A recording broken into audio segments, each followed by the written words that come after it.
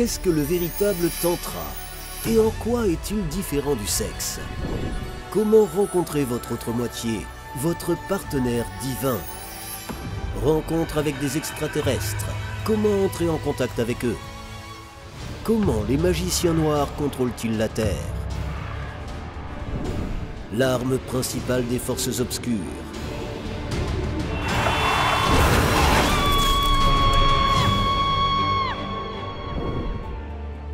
Comment faire face aux difficultés de la vie? L'éveil des capacités cachées et la découverte des lois supérieures de l'univers. Méthode de réalisation de tout désir. Éco-village et l'espace d'amour. L'ancienne cérémonie de mariage païenne et la conception au lieu du pouvoir. Quel mariage est concevable afin d'avoir une vie conjugale heureuse? Vous allez trouver les réponses à toutes ces questions dans le nouveau dessin animé Une histoire d'amour. Ici, vous avez tout ce dont vous cherchiez depuis longtemps.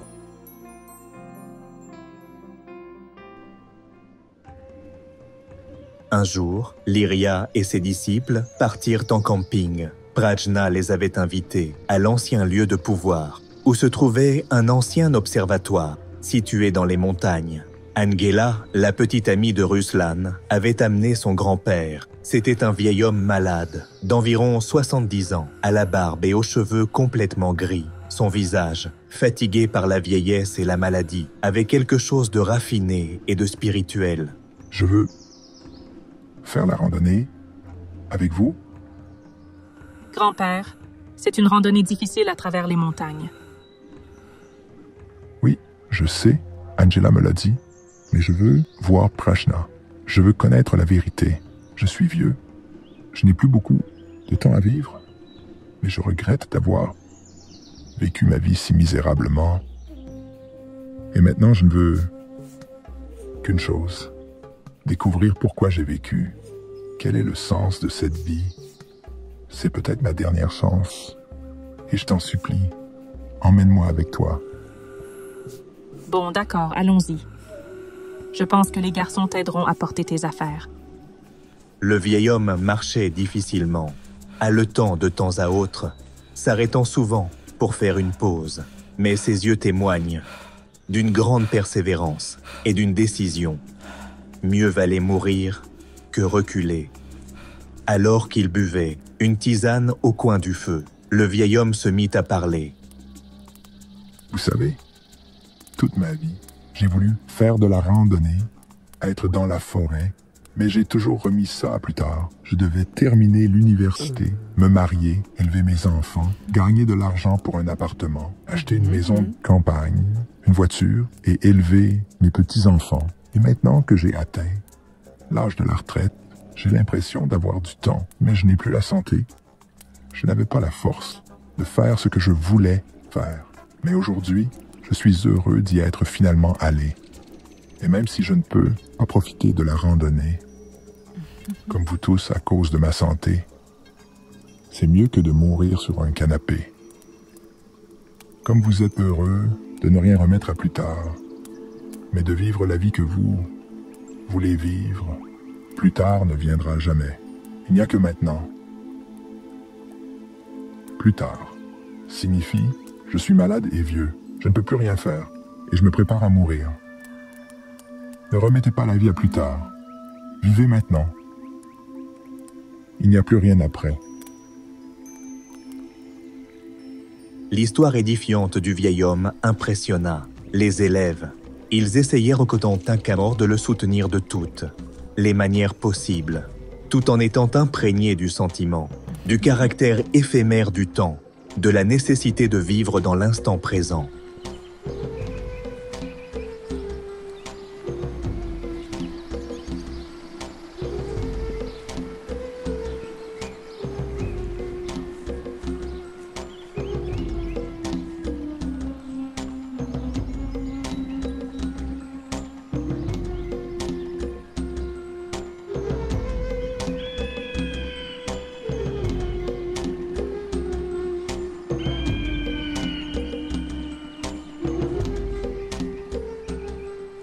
un merveilleux lac de montagne apparut devant les voyageurs et, à côté, un plateau plat au-dessus, duquel, comme si un géant de conte, de fées, avait planté d'énormes blocs de pierre dans le sol.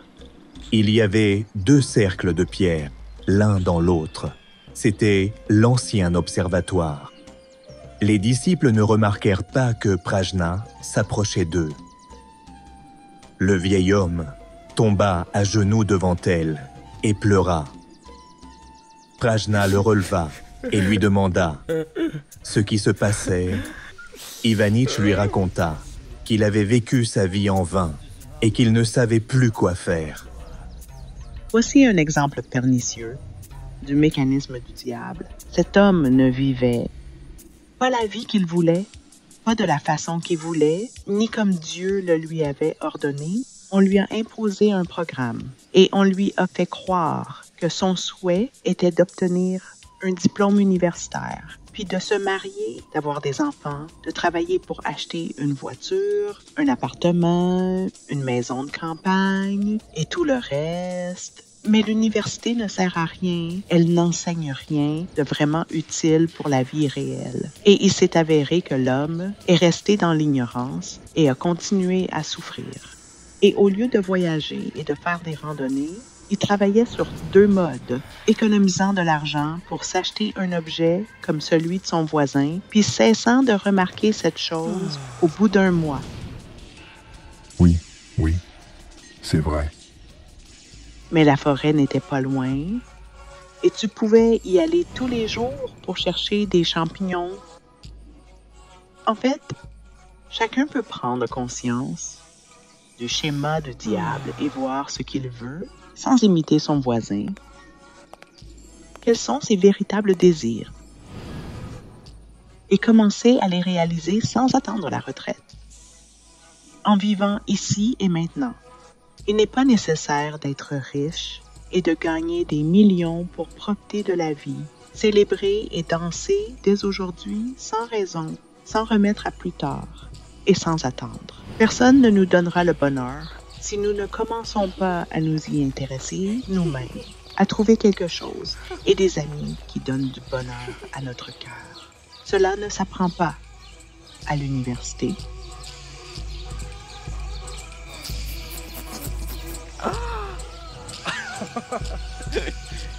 Tu sais, si les gens réfléchissent à ce qu'ils veulent Kain faire, la première chose qui leur vient à l'esprit, ce sont les mauvaises habitudes.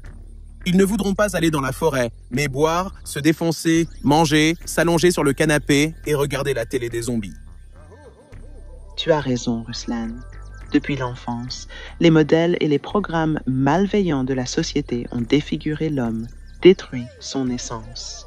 Et l'homme a besoin de la restaurer. Dans les cours de Lyria, on apprend à être à nouveau heureux avec ce qui vient de Dieu, la nature, la prière, la communication avec des gens lumineux. Tant que le schéma n'est pas détruit, une personne ne peut pas comprendre ce qu'elle veut vraiment. Il y a des exceptions lorsque des personnalités particulièrement fortes ressentent leur raison d'être. Mais la plupart des gens ont besoin d'être purifiés de l'influence corrosive d'une société malade afin de trouver la joie dans ce qui sera bon pour eux et pour les autres. Les amis, c'est la vérité.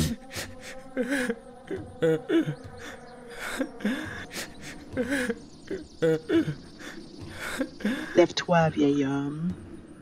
Console-toi. Qu'est-ce qui t'a tant affligé? Je suis vieux. Mon corps est faible. Je ne peux même plus être heureux et joyeux comme avant. Je souffre tout le temps. Dieu ne m'a pas laissé le temps d'arranger les choses. Pourquoi a-t-il créé la vieillesse et la mort?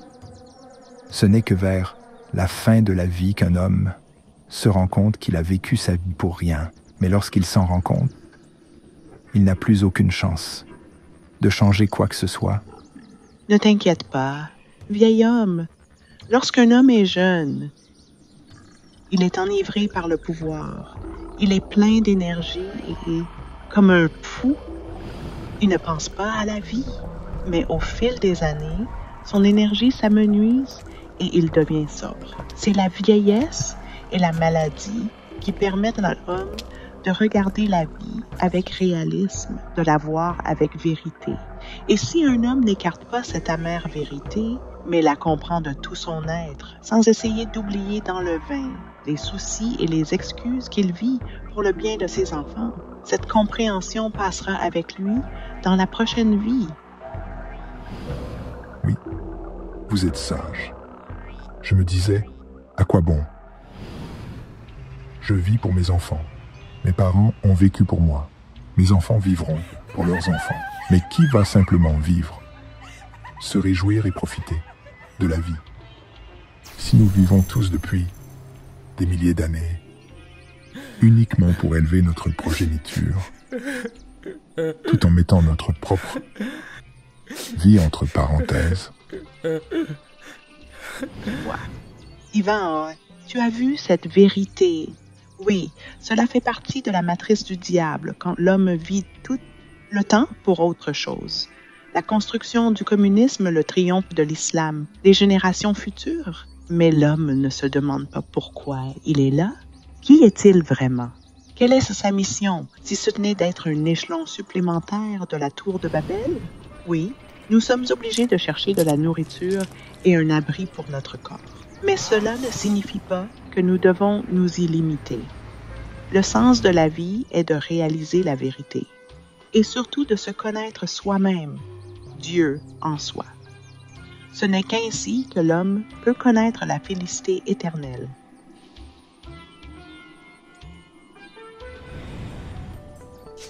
Cette fois, Prajna n'était pas seule. Elle présenta les disciples à la détentrice du savoir ancien, la chamane Atinsa. Le tertre était entouré de mégalithes, distinctes et de ruines couvertes de mousse d'un ancien temple.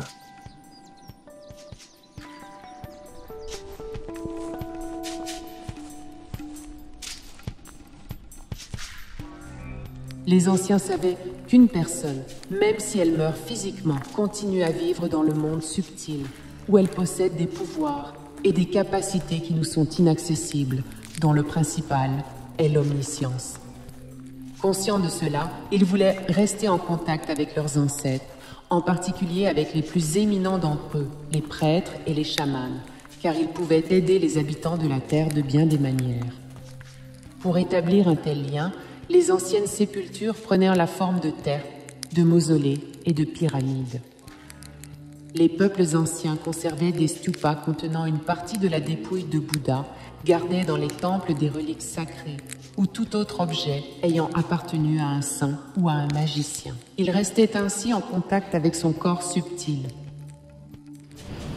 Même les services funéraires des églises modernes et les journées des parents, au cours desquelles les gens visitent les cimetières, sont des échos de ces rituels dont la signification a été oubliée depuis longtemps.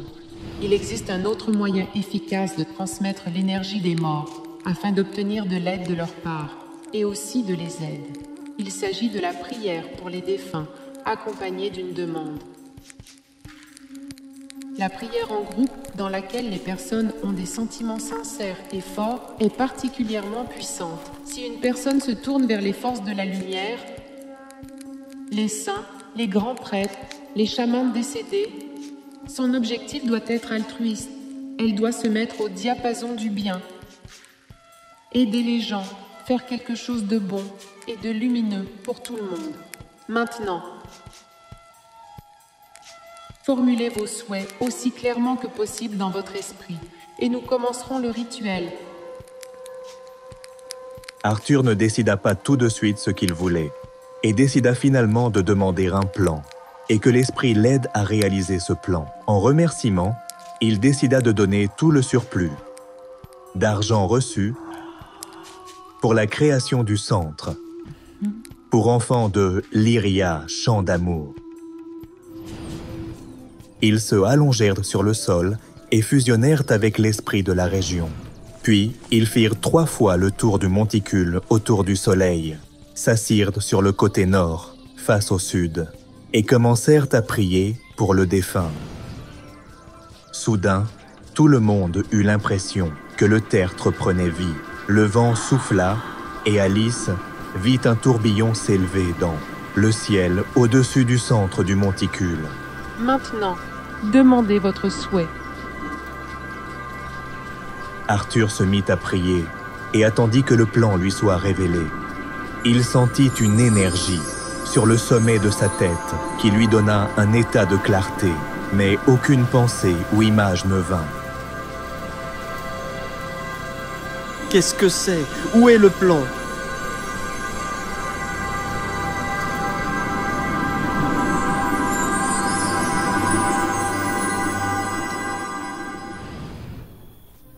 Je voulais que l'esprit me donne un plan pour mon entreprise, mais aucune idée ne m'est venue. Qu'est-ce que cela signifie?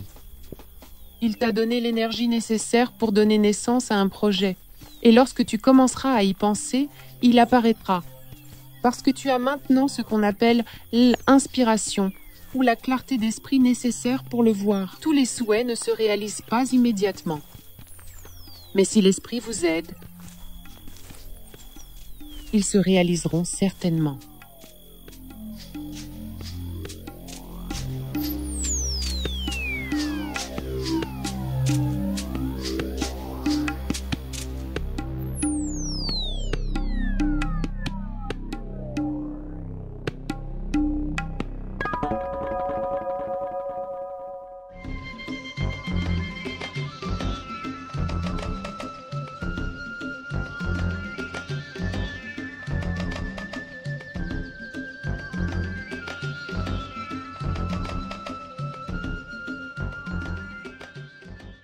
Pendant cette période extrême, où le destin de la planète entière est en jeu, il est très important que la connaissance des anges et des esprits de lumière se propage le plus rapidement possible à travers le monde et atteigne des milliers de personnes. De cette façon, nous pouvons changer l'avenir de toute l'humanité. Alors nous nous tournons vers toi, chère âme de lumière. Partage la connaissance concernant nos livres sages et nos films. Partage les liens vers des vidéos ou des dessins animés. Tout cela est disponible et gratuit. Invite les femmes à des pratiques individuelles, des webinaires et des séminaires, et le grand esprit de lumière t'aidera, à toi et à ta famille, en dirigeant une énorme quantité d'énergie pour réaliser tous tes désirs. Les esprits lumineux et les anges t'aideront, à toi et tes proches dans tous les domaines. Le fil de la lumière et de l'amour de ton cœur atteint le cœur des femmes en recherche. Et la création du bien, la diffusion de la connaissance de lumière dans le monde commence. Rejoins cette mission de lumière. Aide les gens et Dieu t'aidera.